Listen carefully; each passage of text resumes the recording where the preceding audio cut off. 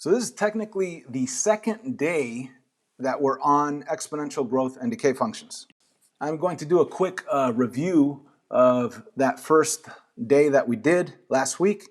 We had to be comfortable and memorize this form of any exponential growth or decay function. So when you remember this, guys, every single type of graph that we've been dealing with in Algebra 2, they have an A value. It's a number that's out in the front, and that A value tells you a lot. If it's negative, it causes a reflection over the x-axis. So if it's negative, it opens down instead of up.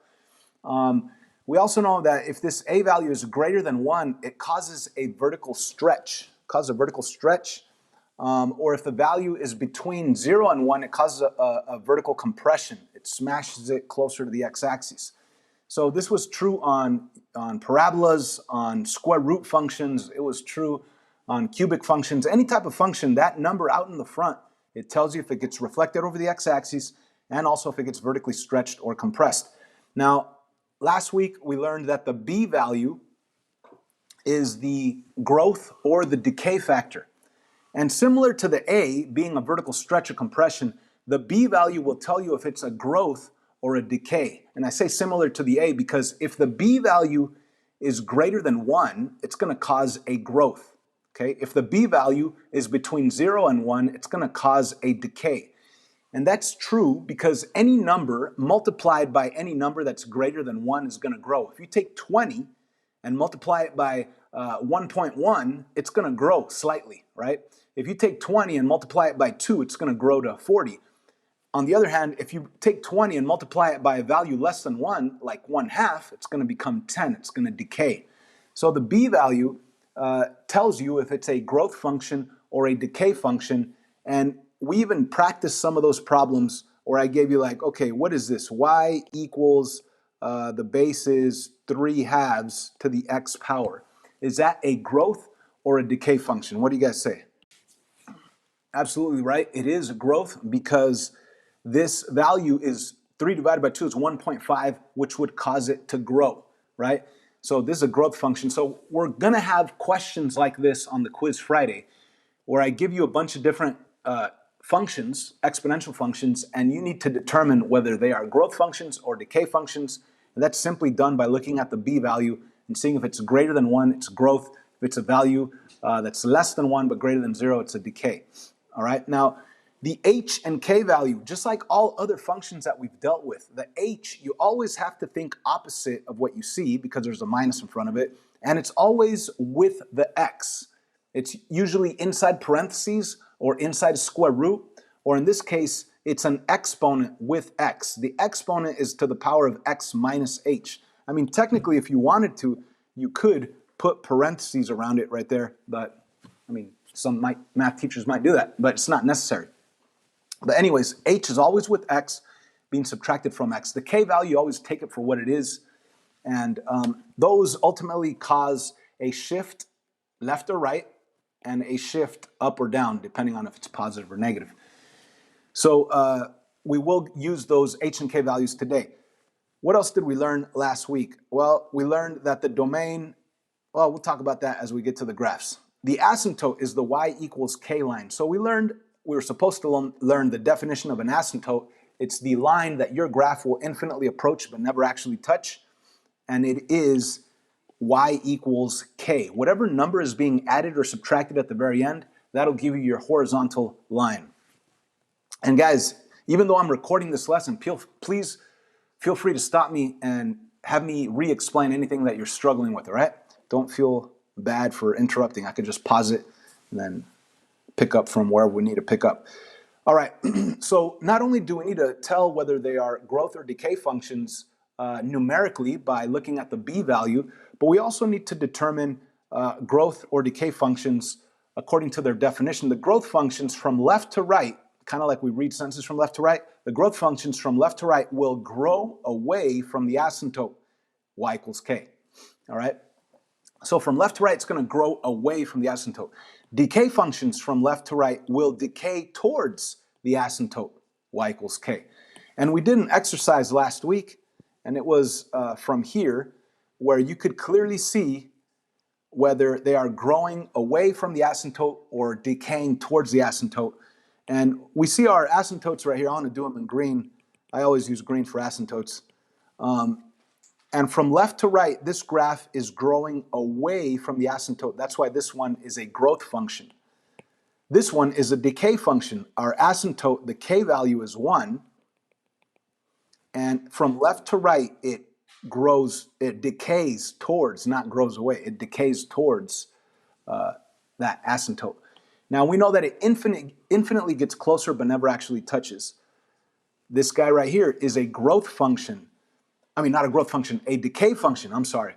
What I meant to say was most students think it's a growth function because they see that it's going up, but that's not the case. It's not a growth function. Again, remember the definition. Does it grow away from the asymptote from left to right, or does it decay towards the asymptote from left to right? And right here, it's decaying towards the asymptote from left to right. So there's a pretty large space, smaller space, smaller space, smaller space. It's decaying towards that asymptote of y equals -1. So there's going to be a significant part of the quiz this Friday where I simply ask you, is it growth or decay? You're going to have to do that, some of them numerically by looking at the b value, some of them visually like we are right here, okay? This guy right here is a growth function, okay? Growth function, why? Because from left to right, it's growing away from that asymptote y equals 4. Again, very important that we understand growth functions from left to right will grow away from the asymptote y equals k. Decay functions from left to right will decay towards the asymptote y equals k. So those two, that's going to be on the quiz this Friday, a big part of it. Now let's talk about graphing exponential growth or decay functions. And last week we already graphed this parent graph, y equals 2 to the x exponential growth function. It's a growth function because the base is greater than 1.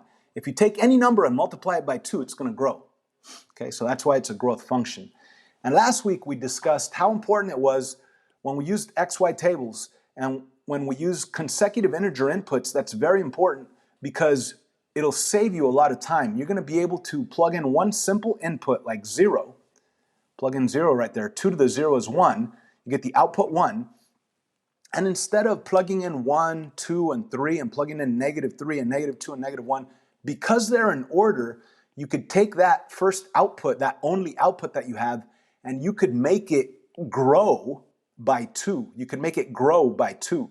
So 1 times 2 is 2, 2 times 2 is 4, 4 times 2 is 8. So if you know it's growing by 2 in this direction, going backwards, it's dividing by 2, which in reality is the reciprocal of 2, right? Dividing by the reciprocal of 2. Multiplying by the reciprocal of 2. Whew, it's Monday. We lost an hour of sleep. I'm losing it a little, sorry. So as you go this way, you're multiplying by 2. 2 times 2 is 4, 4 times 2 is 8. Going backwards, it's multiplying by the reciprocal of 2, which is 1/2. 8 times 1/2 is 4. 4 times 1/2 is 2. 2 times 1/2 is 1. 1 times 1/2 is 1/2. 1/2 times 1/2 is 1/4. 1/4 times 1/2 is 1/8. So you'll be able to quickly get the outputs by using the growth or the decay factor. And when you plot these points, you end up with this blue graph right there. Okay, now if we had an h, well technically our h is -0 right here, and if we had a k, which was like +5 or whatever, but we don't have a k, so it's +0, we would end up shifting these coordinates according to h and k. And we'll get to that in a little while, okay? We also need to be able to state everything that we can about these exponential growth and decay functions, like what is the domain? And again, the domain will always be x equals all real numbers on any growth or decay function because it does go to the left forever and it does go to the right forever. Even though it looks like it goes up, it does go up, but it never goes straight up. It always continues to exist further to the right, but further way up. So in other words, I could, if I wanted to, plug in the exponent 10, 2 to the 10th, 2 to the 10th. If I plug in 10, my answer is going to be huge, way off my graph, way off the paper, but nevertheless, it does exist left and right forever. That's why the domain is x equals all real numbers. The range, it's either going to be above or below your asymptote value. And what is your asymptote? The asymptote is the k value. So it's either going to be above or below that asymptote, which is y equals 0. So how do we say the range, we say y is greater than 0. You can't even say greater than or equal to because it never actually touches, it just infinitely approaches. And the y-intercept, you could do it algebraically by plugging in 0 and getting out your output, or you could see the output, you could see the actual y-intercept by just locating it on your xy plane. And right here it would be the coordinate 0, 1. So let's jump to this one. This one also does not have, and if I were you guys, I would copy this down, y equals 8, parenthesis 1/2 to the x power. Now, I know that you guys are thinking, well, why am I learning how to graph this if I could just type it into Desmos? Okay, that's cool. I mean, you're absolutely right. Why are we learning how to graph this if you could just type it into Desmos? That's like saying, hey, why do I need to learn how to multiply 3 times 4 if I could just use a calculator? It's better to understand how input and output tables work and how the growth factor or the decay factor works when you use it with consecutive integer inputs. But yes, on the Quiz Friday, if you have any question that says graph this, well, of course, use Desmos. But you're not going to have a straight up question like that to graph it. Anyway, how are we going to graph this by hand? Well, on the instructions on this PDF, it says to identify h and k and then ignore h and k. So if I did have an h, it would be right here with the x. I'm going to put a -0. And if I did have a k, it would be out here. I'm going to put a +0. But I don't have an h or k. So my h is 0, my k is 0. But if I did have an h and k, I would simply ignore h and k. I would box in what I call the parent graph of this function, right? And I would ignore h and k, and I would do an xy table for that parent graph function. And I would use consecutive integer inputs. -3, -2, -1, 0, 1, 2, 3. Then I would plug in the easiest input like 0, and check out how easy that is. 0 right here would be 1/2 to the 0 power, that is 1, and then 1 times 8 is 8. So when my input goes in, my 0 goes in, an 8 comes out. So 0, 8, 0, 8 is my first coordinate. And I could graph that. 0, 8 is way up here. All right, now I could plug in a -3, a -2, do the math, a -1, do the math. I could plug in a 3 and do the math. But because I have consecutive integer inputs, there's going to be a pattern on my outputs, and that pattern is the pattern of decaying by the factor of 1/2. I'm going to make this output 8 decay by 1/2. In other words, 8 by 1/2. In other words, 8 times half is the next output 4. And then 4 times half is 2. 2 times half is 1. And I could keep going. If I wanted more coordinates, I could go to the next number 4, and then it would be 1/2. And then the next number 5, it would give me the output 1/4. The next number 6 would give me the output 1/8. The next number 7 would give me the output 1/16, and so on, infinitely getting closer to 0. But we already have that understanding, so we don't have to actually come up with those coordinates. But if we know that from here to here we're multiplying by half, 8 times 4 is half, 8 times half is 4, 4 times half is 2, 2 times half is 1. Going backwards, it's not times half, it's times the reciprocal of half, which is times 2. 1 times 2 is 2, times 2 is 4, times 2 is 8, times 2 is 16. But that's already off the graph. 32 is off the graph, 64 is off the graph, so that's totally pointless. So let's graph these coordinates that I'm already comfortable with. 1, 4, 1, 1, 2, 3, 4. Right there. 2, 2, right there. 3, 1, right there. 4 and half would be right there, halfway up. Then the next one would be 5 and 1/4, half of that. And then the next one would be 6 and 1/8, half of that. And then that, and it keeps getting half closer and closer and closer to that asymptote. What is the asymptote? It's y equals that k value of 0, which happens to be the x-axis itself. So we have our asymptote, y equals 0. We have our actual graph. It's a decay function because from left to right, it infinitely gets closer to that asymptote. When we draw it like if it's actually on the asymptote, but we should know that it never actually touches, just infinitely approaches.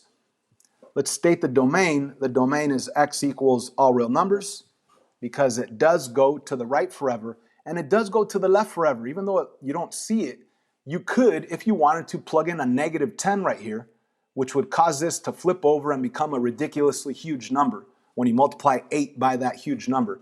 So the input negative 10, it will exist, but just way up there, way off the graph, way off your paper. So it does go to the left and to the right forever. That's why the domain is x equals all real numbers. The range are your y values. Now, where is this graph in terms of y? It doesn't exist down here.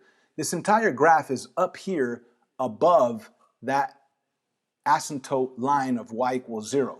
So how do you say that your y values are above 0? You just simply say y is greater than 0. So that's your range. Now the asymptote itself, we said it was y equals 0. It produced that green dotted horizontal line. And for the Y-intercept, you could do the Y-intercept algebraically by plugging in 0, right? In Algebra 1, we learned to find the Y-intercept, you set x equal to 0 and solve. So you could plug in 0 right there and then solve it. If you did plug in a 0 right there, that'd be 1/2 to the 0. That'd be 1. 8 times 1 is 8. So the input 0 gave you the output 8. Or you could have, since you already graphed it, just visually seen that it intercepts the y-axis right there at the coordinate 0, 8. Let's get to finally a question that has an h shift and a k shift, okay? So I would jot this one down and I would begin by identifying the h and the k. So your h is positive 2, which ultimately means you're going to shift your coordinates 2 to the right. Your k is negative 3, which means you're going to shift your coordinates 3 down. And now that you've identified your h and your k, and you technically already identified your asymptote is y equals negative 3, okay?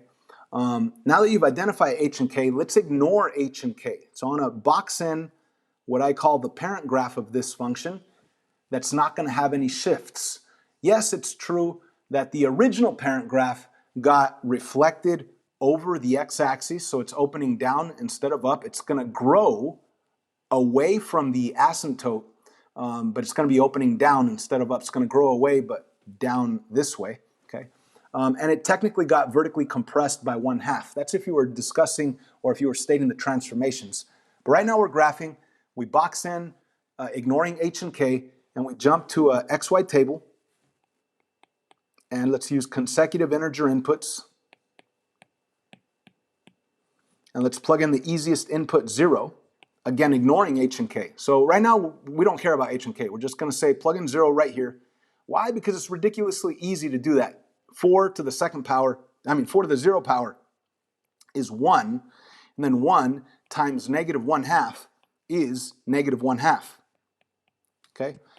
Now, you could plug in a 1 and plug in a 2 and plug in a 3, or you could make this function, you could make these outputs grow by the output 4. So take that negative 1/2 and multiply it by 4 to make it grow. So negative 1/2 times 4, that will ultimately be 4 over 2, right? 1/2 times 4 is 4 over 2, which reduces down to negative 2. Or you could have thought negative 1/2 times 4 is negative 2. And then you take that output negative 2 and make it grow by 4 again. Negative 2 times 4 is negative 8. Negative 8 times 4 is negative 32, but I'm way off the graph, so I know I'm not even going to use this guy. It's just an extra coordinate, and it's still part of the graph, but it's off my graph, so I'm not going to use it. Let's go backwards. If I know that I am multiplying by 4 going this way, then going backwards, it'd be multiplying by the reciprocal of 4, which is really 1/4, right? 8 times 1/4 becomes 2. 2 times 1/4 becomes 2/4, which reduces down to 1/2. 1/2 times 1/4, that'll become negative 1/8. And then negative 1 over 32. But we already know it gets smaller and smaller and smaller. So let's graph what we have so far. We have 0, negative 1/2, which is right there. We have 1, negative 2, which is right there. We have 2, negative 8, which is over here. And when you get to 3, negative 32, that's already off the graph. Going in the negative direction, negative 1 and then negative 1/8. That's really, really small, which means it's really, really close to the x-axis. And the next one, negative 2 and 1 over 32, I really cannot draw the difference between negative 1/8 and negative 1 over 32. It looks like it's a dot already. So I'm just going to put a bunch of dots that look like they're on the x-axis, even though I know they're not really there. They just infinitely get closer to the x-axis from right to left. Anyhow, this is my graph without the h and k shifts. Now, obviously, I didn't want to graph just this. I want to graph the whole thing. So if I want the actual accurate graph, I need to take all these coordinates and shift them 2 to the right and 3 down. So if I were to take this guy and go 2 to the right, well, you know what? Let me do this with a. Let me see if I can do this. I'm going to take this coordinate, go 2 to the right, and 1, 2, 3 down. It'll be right there. Take this one, 2 to the right, 1, 2, and 1, 2, 3 down. It'll be right there off the graph.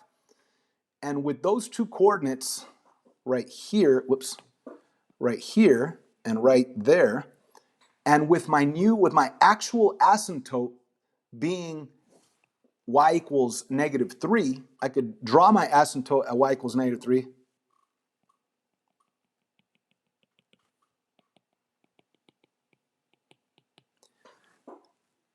And I know that all of these red dots that look like they were on the asymptote of the x-axis, they're going to be on this asymptote. So I'm going to do my blue dots right there. And connect my blue dots here.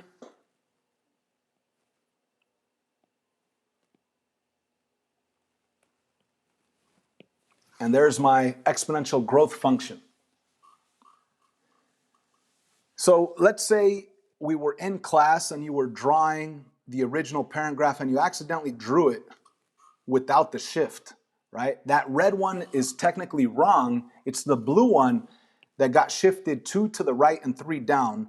This whole thing got shifted 2 to the right and 3 down, and here's my blue graph now. The red one's wrong, the blue one's right. So if you did graph the one without the H and K shift in class, I would ask you to put 2 X's on it so I know which one's your actual graph. All right. Let's state everything that we can about this. The domain, like always, is x equals all real numbers. The range are your y's, and in this case, your blue graph is below the line y equals negative 3. How do we say below negative 3? We say less than negative 3. Now, the y-intercept itself is at the coordinate. Where's the coordinate? It's down there. For the sake of time, I'm not going to actually algebraically do the y-intercept where you plug in 0 and you'd have 0 minus 2, which is negative 2. 4 to the negative 2 is 1 over 16. And then you'd multiply by negative half. You could find the y-intercept by plugging in 0 and getting out the output, or by visually seeing the coordinate right there. But this is already a huge video. I want to end this video now. I also want to state that on the second page of this PDF, we have more practice. And some of them are growth functions, some of them are decay functions. I do want to mention that number 3, right here we need to identify, it'd probably be better to rewrite it as y equals, your a value is negative 1, your b value is positive 2, okay? The base is not negative 2. The base is 2 with the a value of negative 1 out there in the front, okay? So, and you would have x plus 3 up here plus 9.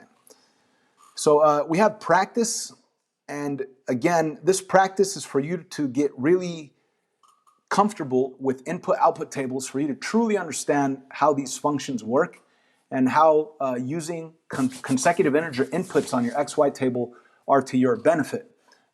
Again, you could use Desmos to actually graph them, but I want you to practice this to build those essential skills of really understanding exponential growth and decay functions. So I'm going to end the video here. Please practice, and yeah, please practice.